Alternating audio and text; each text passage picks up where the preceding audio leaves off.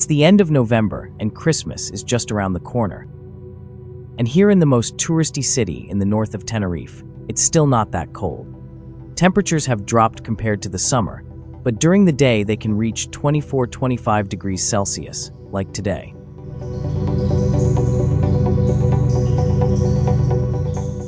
We start the day early, flying the drone to see the Martiaez area and how the city is preparing for a new day.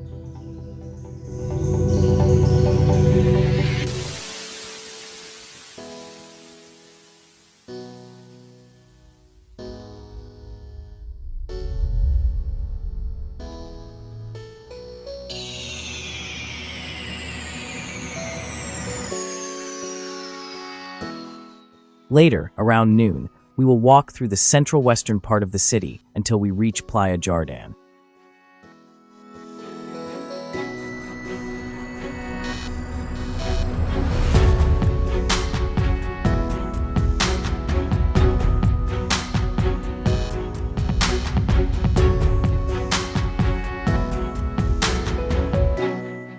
There aren't many people around, and there are workers and garbage collectors cleaning and doing maintenance. Pools are not open yet, and some are empty for cleaning. As you can see, there is a kind of fog in the distance. It is usually called kalima, or suspended dust, often coming from Africa, which can sometimes cause temperatures to rise here in the Canary Islands. Today, however, the phenomenon is not very intense and temperatures will not be affected. In other instances of more intense kalima, people with asthma or respiratory problems may suffer. It is very rare, however, for kalima to turn the sky orange. Puerto de la Cruz always has its charm, with the green valley of La Orotava behind it and Mount Tide in the background.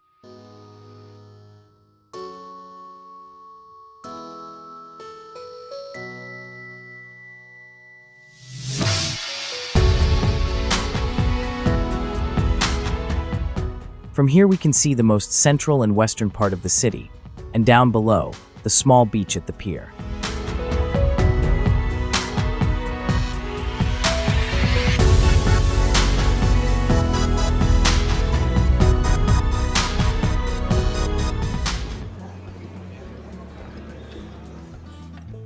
It's now almost 12 o'clock, and we leave the San Telmo area to move towards Plaza El Charco, which is considered the central square of Puerto. We walk along Quintana Street, which is very commercial and good for a stroll. Come with me.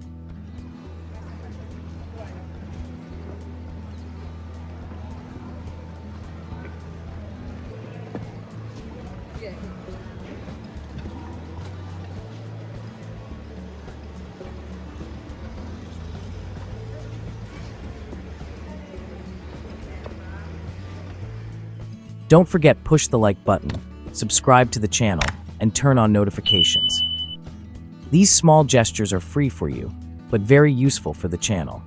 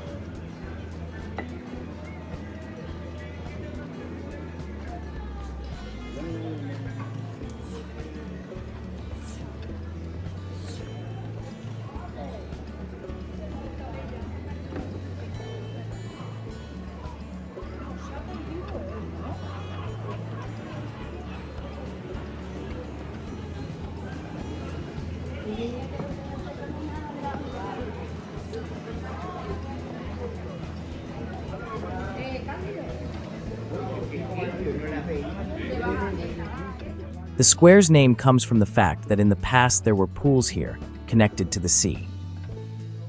Even during heavy swells, ocean water would reach this spot. Over the years, this elevated central area will be built to prevent ocean water from reaching the square.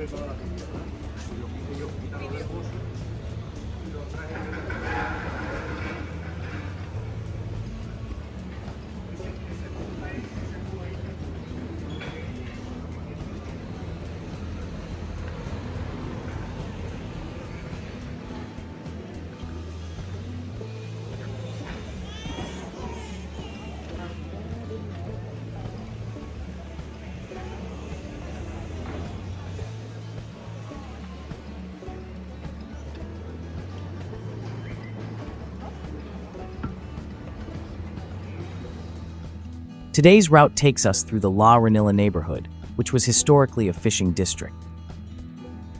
This area is now further inland, after artificial barriers were built in the sea and the area in front of them was filled with earth.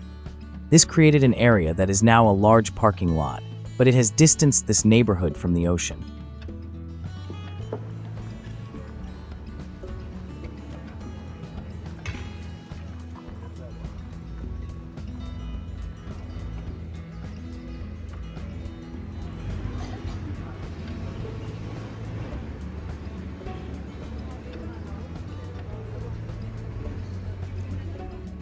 Calle del Lomo is a very characteristic pedestrian street, full of bars and restaurants.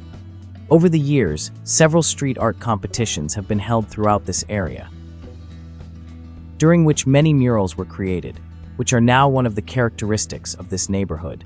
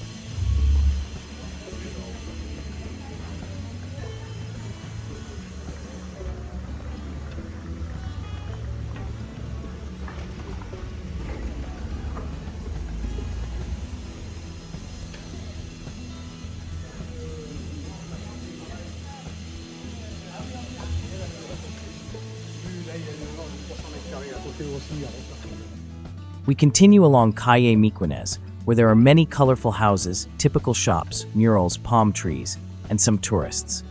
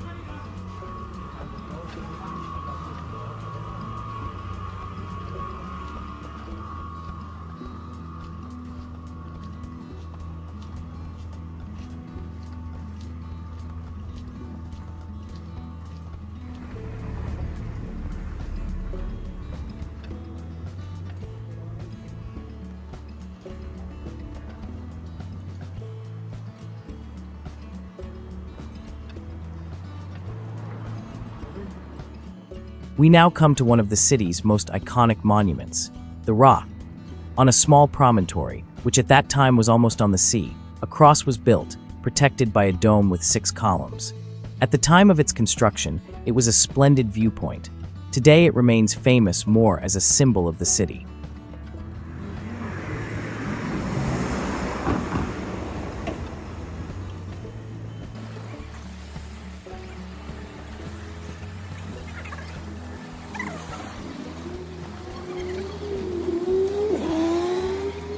From here we proceed to the new sports pool facility.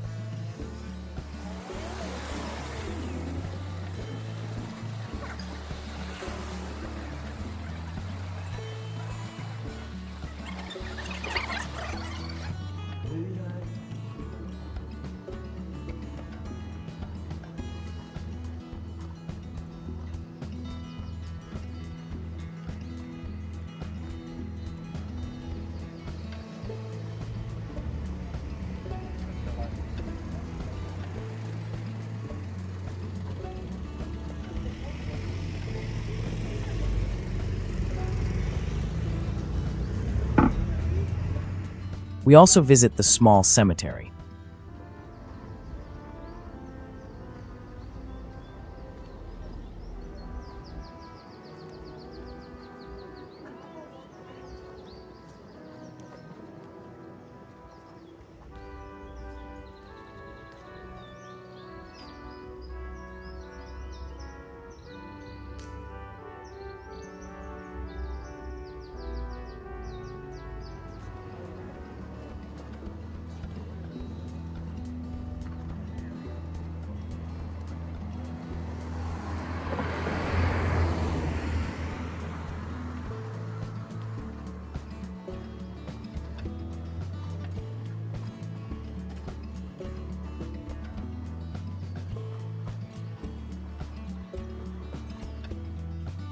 And here we arrive at San Felipe Castle, which was the guard post for the port next door. Port was destroyed by a storm surge that also damaged much of the city, and it was decided not to rebuild it, creating instead the beaches that are now collectively known as Playa Jardín.